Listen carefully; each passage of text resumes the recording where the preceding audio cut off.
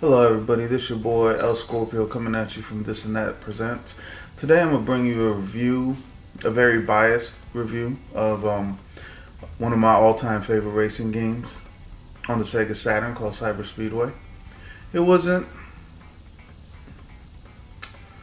it was not on the level of Wipeout, but I'll take this over Wipeout, or yeah, I think it's called Wipeout for the PlayStation, any day of the week. I was a Sega Saturn kid. I didn't have a PlayStation growing up, so this was my Wipeout. And I loved it and I mastered it.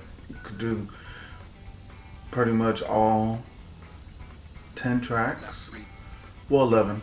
When you beat it on hard, you could lock the 11th stage. And then you're going to have, on normal and then hard, you're going to have two different variations of your tracks. So, you have a good amount of replayability. 2 players split screen, and whoever's behind in that race has a speed boost so they could keep up with the other person. So they were fair on that regards. Soundtrack differs between your regions. Of course, I have the American version, so I had the rock band Bygone Dogs. And track number 6, Tabitha. Ooh. Tabitha, I love it. You're on the desert planet, Vastus, and it was known as Grand Chaser in Japan. But check it out, graphics are nothing special. See-through, transparencies, not really much transparency is what to think of. And that was a big issue with the Sega Saturn back in the day. The developers were having a hard time getting transparencies to go through. You can do it. It just takes time and a developer to get it done. But you can. They would use mesh to work for transparencies. So it always looked not as pretty as your PlayStation counterparts. But where to begin with this game? Okay, so it's all-time childhood favorite. If I play Sega Saturn, you just know I'm going to play some Daytona USA, some Cyber Speedway, some Hang-On GP 95. And then, of course, Sega Rally. But, Daytona is my all-time favorite for the Sega Saturn. Give me the Saturn mode all day. I'm going to come in riding as a horse. That version of Daytona for Sega Saturn. I'll bring you a review on that later. You can do reverse and everything, but we're talking about Cyber Speedway. And it's a weapon-based racer. Of course, I always pick the Terra ship. The ship's designs were kind of uninspired, not very good, except for the blue one, Terra. The humans. We made that little blue hovercraft, and that was the only one I ever used. I didn't use the other one.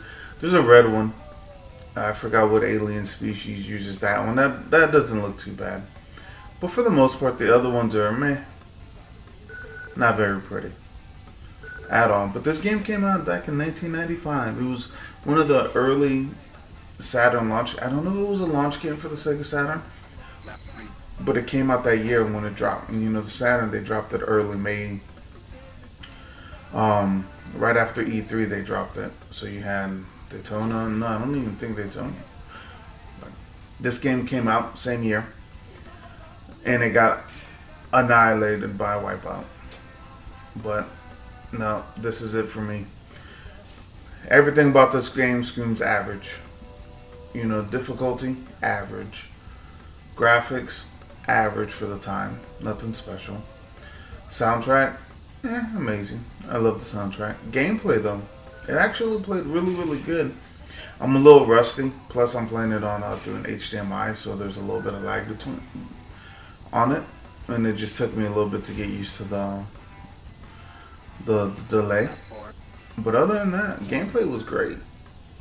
My very biased review is going to give this a 9 out of 10. But truth be told, there's not much you could say about it that will put it. The 11 tracks are nice because you're going to have Terra, you have version 1, version 2, and then the track version 2 is always longer. So it's going to be longer race. It's going to even have shortcuts in it. The normal ones, version 1s, don't have shortcuts in it. Then it's about you just finding the shortcut and how you want to go about it. The very last stage that you unlock by beating hard mode, that one's very, very long. It does have a shortcut, and you can bypass the landmines that are on the stage. Otherwise, the landmines fuck you up pretty bad. And you want to build for speed on that track because it's a very long track. And that was one of the cool things about this. I mean, it has customizations, not a great amount of customizations, but each track you could go power, balance, or speed. So it'll help your car accelerate better. Or the track's tighter, you might want to go for more power. Then you could do your shield. You could get stronger shield. Steering, you can make your steering more loose, more firm, depending for your play style. And then braking, do you want to brake hard, slow? I always kept it on neutral. Neutral all across the board for me for most stages. And then sometimes you'll just flip it up. Vastus, the desert planet. If you're playing someone that's really good, you want to switch to power so you could accelerate better. Other than that, that's it. This game, I'm going to have to give it a 6 out of 10. But if you're looking for it on the Sega Saturn, it's cheap. Either the Japanese or the American version. Yeah, the UK version, but I don't know anybody that has a UK Sega Saturn. Matter of fact, I was the only guy out of all my friends that ever owned a Sega Saturn. Everybody else was PlayStation or 64. Or both of those and then no Sega Saturn. But this your boy El Scorpio with This and That Presents. Peace. Tonight, Nod Morgan, he's my chief mechanic, and I, we're settling our nerves a bit at a local watering hole.